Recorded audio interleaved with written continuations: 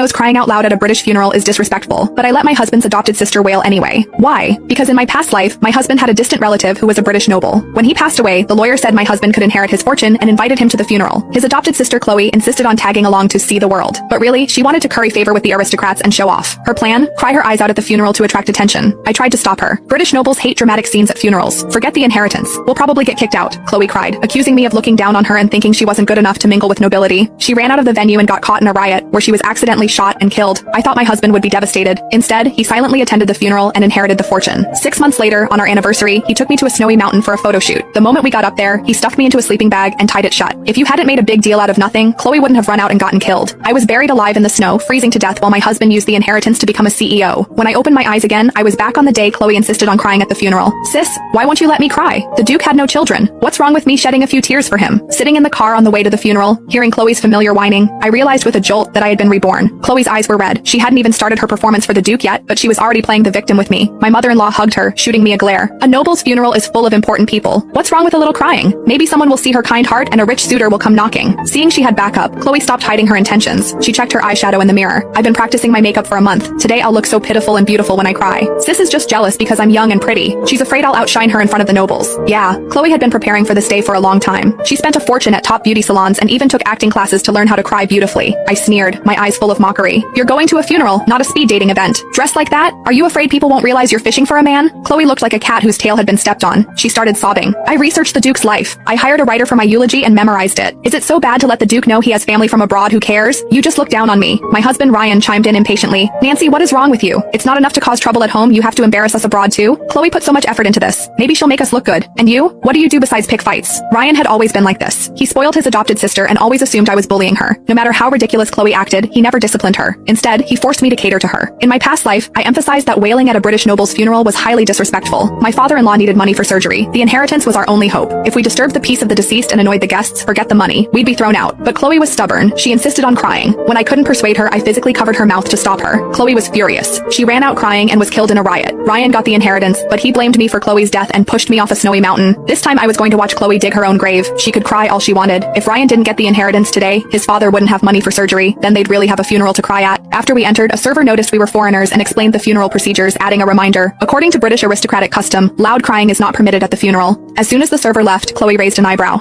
She's just jealous because I'm prettier than her. She's afraid her master will like me. My mother-in-law nodded eagerly. Those women serving nobles, they're all scheming. I couldn't help but laugh. Chloe was way too confident. Did she really think she was beautiful enough to make every woman in the world jealous? Seeing me laugh, she seemed to realize something. You were chatting so happily with that server. Did you bribe her? Just to stop me from crying? You really went to a lot of trouble.